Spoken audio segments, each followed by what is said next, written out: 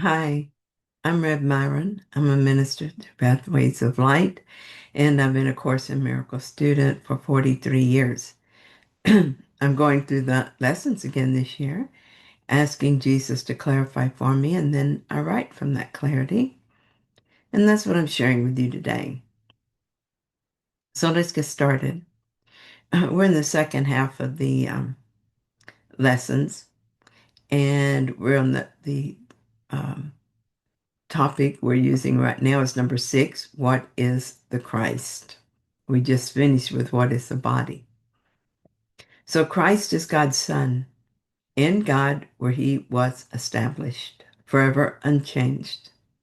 Christ is the link that keeps us one with God. Christ is the link that keeps you one with God and guarantees that separation is no more than an illusion of despair, for hope forever will abide in him. So we may lose hope while we believe we are part of the illusion, yet the Christ keeps hope alive in us, whether we're aware of it or not. Altogether, we are Christ as God created us. Christ is in our mind, and we are in the Christ mind. Because Christ is unaffected by the illusion, we too remain untouched by it. He tells us, yet will these dreams be given unto Christ to fade before his glory and reveal your holy self, the Christ, to you at last. In practical terms, this means I am not what I thought I was. Within my mind, holiness dwells. Thus, I must be holy. All that I believe about myself is not part of this holiness, that is not part of this holiness is a dream.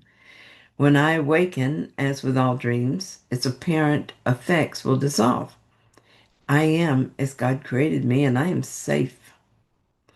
What I understand about myself is true for all other aspects of the sonship, all of them.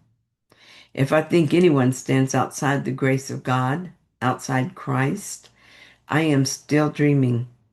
That is why I want to look with Christ's vision at everyone I see. I want to look at them and see my holy self looking back at me. Then I will be awake, the dream over, and with it all suffering. And so that brings us to the first lesson of this topic. Christ is a vision. It's lesson 271.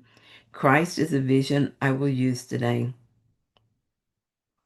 Each day, each hour, every instant, I'm choosing what I want to look upon, the sounds I want to hear, the witnesses to what I want to be the truth for me. Today, I choose to look upon what Christ would have me see, to listen to God's voice and seek the witnesses to what is true in God's creation. In Christ's sight, the world and God's creation meet, and as they come together, all perception disappears. His kindly sight redeems the world from death, for nothing that he looks on but must live, remembering the Father and the Son, creator and creation unified. Father, Christ's vision is a way to you. What he beholds invites your memory to be restored to me. And as I choose, in this I choose to be what I would look upon today. I'm trying to envision this. I imagine myself asleep this morning, beginning to feel restless, realizing that I'm not as comfortable as I thought I was. I turn over in the bed to find a better position and hear the book I was listening to when I fell asleep.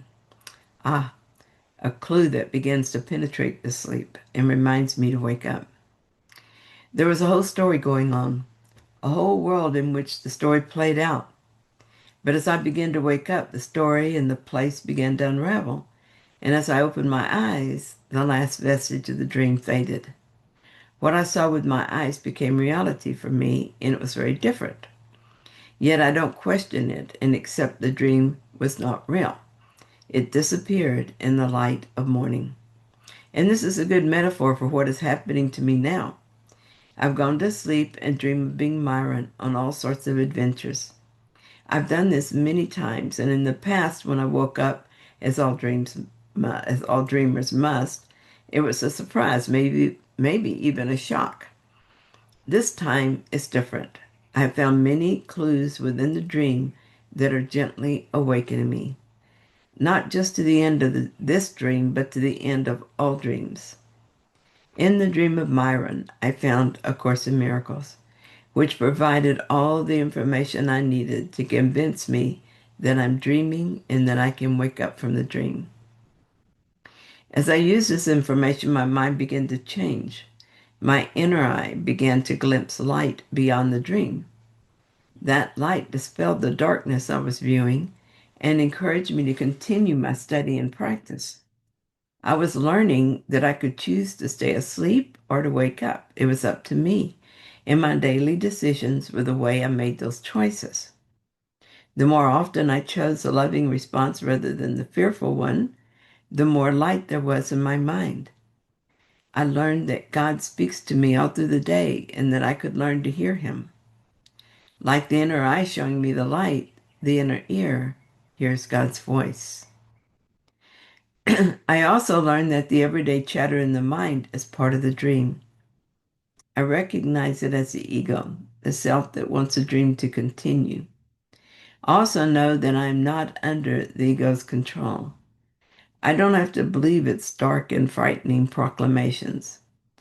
I now have easy access to the truth, even if I still get enticed by the drama and distractions of the ego. I always change my mind when this happens. If I do so quickly, it's only a dark cloud passing through. If I linger with the ego too long, I suffer until I change my mind. As I increasingly use Christ's vision to view the world, I lose interest in my own stories about what it all means. I start to see what is true rather than what the ego promotes. I see love more than fear, compassion rather than blame. It's almost funny to realize that love and compassion were always there. Yet by choosing the ego's side, I lost sight of Christ's vision.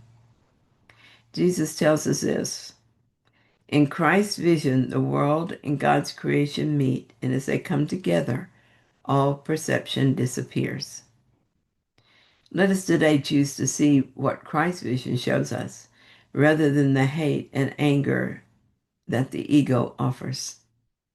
I will remember that I make the decision all through the day, and thus I offer myself heaven or put myself in hell. It's up to me. Thank you so much for joining me in this reading. I hope that you found it helpful. If you did, then please like it. And if you haven't yet, please subscribe. And I'll be back soon with another reading. See you then.